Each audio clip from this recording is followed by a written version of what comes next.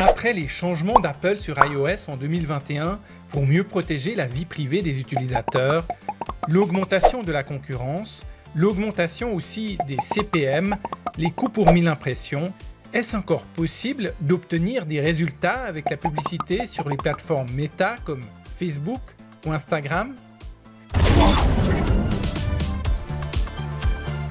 La réponse est oui, mais il faut les bons ingrédients et la bonne démarche. Commençons par les ingrédients. Le premier ingrédient, c'est un produit désiré, dont le bénéfice est facile à comprendre. Le deuxième ingrédient, c'est un marché affamé, facile à identifier, qui est prêt à acheter le produit, soit parce qu'il en a ardemment besoin, soit parce qu'il a une passion irrésistible à assouvir dans cette catégorie de produits. Le troisième ingrédient, c'est une offre irrésistible.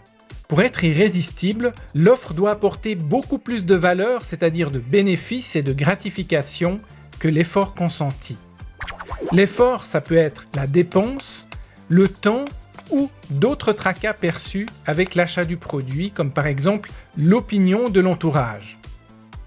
Le quatrième ingrédient, c'est d'avoir ou d'être prêt à créer beaucoup de créas et de textes, chacun avec des angles de communication différents.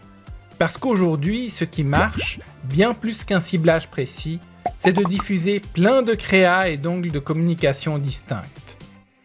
Le cinquième ingrédient, c'est d'avoir la bonne structure de campagne, avec le bon ciblage et les bonnes mécaniques. On y reviendra. Alors, est-ce que vous avez ces 5 ingrédients? Un produit désiré, un marché affamé, une offre irrésistible, plein de créas et de textes incitatifs, et une structure de campagne gagnante? Bien, alors passons à la démarche. La première étape de la création d'une campagne Facebook, c'est de dresser un portrait de votre cible marketing. Mais ce n'est pas suffisant. Vous devez aussi dresser ce que j'appelle le portrait inversé, c'est-à-dire les gens que vous ne voulez pas cibler. À ce sujet, vous pouvez en savoir plus dans le programme Pro de Pub Facebook, qui vous prépare à être un as de la publicité sur les plateformes de Meta. Ensuite, vous pouvez identifier et dresser le mapping du cercle d'influence de votre client idéal pour identifier et savoir par qui il est influencé. La deuxième étape consiste à rassembler tous les assets, c'est-à-dire les créas et les textes qui sont en votre possession pour promouvoir votre produit. Assurez-vous qu'ils sont calibrés pour la cible que vous avez définie dans la première étape. La troisième étape, c'est de vous assurer que tous les liens de tracking soient en place, sur votre site et sur Facebook, à savoir le pixel Meta, mais aussi l'API de conversion. Testez le dispositif pour vous assurer que les événements de vue de contenu, d'ajout au panier, de checkout initié ou encore d'achat se reflètent correctement dans le Business Manager. Vous pouvez notamment utiliser l'extension Chrome Pixel Helper. La quatrième étape consiste à préparer vos audiences personnalisées. Elles serviront à faire du reciblage. Vous pouvez notamment créer des audiences personnalisées sur les vues de contenu, les visites sur votre site internet, l'engagement sur Facebook ou Instagram, les vues vidéo ou les paiements initiés. Vous pouvez aussi uploader une liste de prospects et ou de clients directement dans le Business Manager. Enfin, n'oubliez pas de créer une audience personnalisée avec les acheteurs, les personnes qui convertissent. La cinquième étape consiste à créer votre première campagne de test. Vous allez configurer une campagne dans laquelle vous allez tester différentes audiences. À l'intérieur de la campagne, vous aurez une audience par ensemble de publicités. Et à l'intérieur d'un ensemble de publicités, vous allez tester différentes publicités avec une multitude de créas et différents textes. Mais n'oubliez pas de ne tester qu'un seul paramètre à la fois.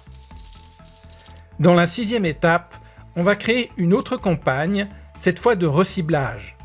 On s'adressera à des personnes qui se sont déjà rendues sur votre site et qui vous connaissent, c'est-à-dire des audiences chaudes. Ici, vous ciblez les audiences personnalisées que vous avez créées dans la quatrième étape. Et vous excluez les audiences de clients ou de personnes qui ont déjà acheté. Dans ces ensembles de publicités, vous ajouterez des pubs avec des témoignages et des offres avantageuses pour inciter les audiences chaudes à devenir clients. À ce stade, vous avez tout configuré. Lancez vos campagnes et attendez quelques jours pour tirer des conclusions. Car la 7e et dernière étape consiste à analyser les performances de vos campagnes. Vous irez dans chaque ensemble de publicités, analyser les conversions, les check-out initiés, les ajouts au panier et le taux de clic sur vos publicités. Ici, vous allez amplifier ou scaler toutes les publicités et ensembles de publicités rentables que vous placerez dans une autre campagne d'amplification cette fois.